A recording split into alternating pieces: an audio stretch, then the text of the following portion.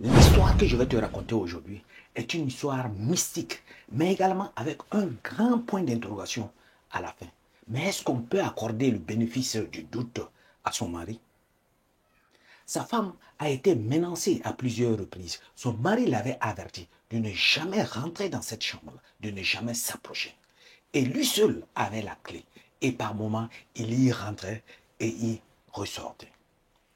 Ces deux-là sont mariés pendant 16 ans et ils ont eu 3 enfants ensemble.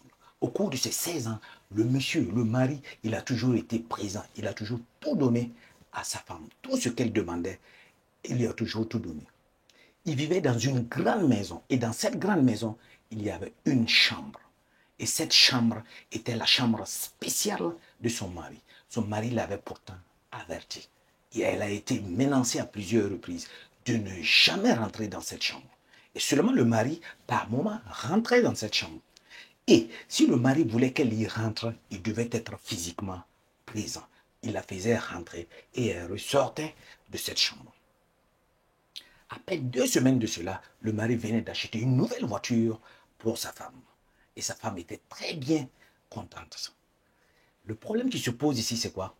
C'est que la femme, comme on le dit, elle a commencé à avoir des rêves. Elle a commencé à avoir ces genres de rêves bizarres, là. Ces rêves qui se répètent toujours et toujours, qui te font à un moment donné commencer à douter de la véracité même de ce rêve. Et qu'est-ce qui se passera? Quand elle rêvait, elle se voyait totalement dans le noir. Et à un moment donné, elle se retrouve dans toute la journée avec le soleil. Donc elle était très inquiète et également très apeurée. Elle ne savait pas ce qu'il se passait.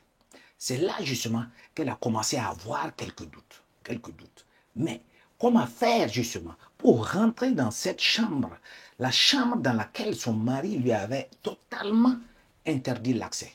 Il fallait qu'elle trouve le moyen de pouvoir y rentrer. Mais comme on dit toujours, la curiosité là, quand on ne prie pas la curiosité, ça peut nous pousser à aller découvrir des choses que nos yeux même vont voir et qu'on n'avait même pas envie du tout de découvrir. Donc cette femme-là, je ne sais pas par quelle manière elle s'est débrouillée, mais elle a pu avoir la clé de la chambre spéciale de son mari. Donc voilà maintenant qu'elle ouvre cette chambre-là, la chambre interdite. Elle l'ouvre et elle y rentre. Dans la chambre, qu'est-ce que ses yeux vont voir? Ses yeux vont voir ce qu'elle ne devait même pas voir. Dans la chambre, elle trouve une calebasse au milieu de la chambre. Et la curiosité encore poussant, elle essaie de voir ce qui se trouve dans cette calebasse. Et dans la calebasse, il y avait un de ses slips. Le slip qu'elle commençait, qu'elle a recherché pendant des années. Le slip qui était perdu, qu'elle ne savait pas où était rentré ce slip-là. Elle a retrouvé ce slip-là au milieu dans la calebasse. Et tout autour, justement, de ce slip, il y avait quelques étoffes rouges, et ainsi de suite. Ça dit, c'est le genre, justement, de calebasse qui te font penser à des trucs très mystiques. Tu commences à te poser des questions. Elle était très apeurée, elle a eu peur parce qu'elle s'est retrouvée 16 ans plus tard à voir justement ce qu'elle ne devait pas voir. Et c'est de là qu'elle a fui. Elle a fui la maison pour partir chez sa sœur parce qu'elle avait très peur. Elle ne sait pas ce qui se passe. Elle a même commencé à imaginer, à cogiter, en pensant que peut-être que son mari est en train d'utiliser sa destinée justement pour son propre enrichissement. Ah, ça c'est une histoire qui se complique au fur et à mesure. Mais le mari, justement, en confrontant le mari dit non, ça il n'y a absolument rien. C'est une calebasse comme toute calebasse. Et moi, dans cette chambre, j'étais interdit de rentrer dans cette chambre. Je rentre dans la chambre tout simplement pour prier et je ressors. Pourtant, le monsieur, hein, c'est un fervent. C'est-à-dire c'était un religieux. Il prie sa propre religion, mais également, il trouve le moyen de rentrer dans cette chambre pour prier également sur la calebasse, comme lui le dit. Mais le slip rouge qui se trouve à l'intérieur, qu'est-ce que ça signifie? Sa femme a peur, sa femme pense qu'il est en train d'utiliser sa destinée. Mais le monsieur dit, écoutez, si j'essaie d'utiliser ta destinée, est-ce que justement, depuis que nous sommes mariés, je t'ai déjà trompé? Non. Nous avons eu 3 enfants ensemble, n'est-ce pas?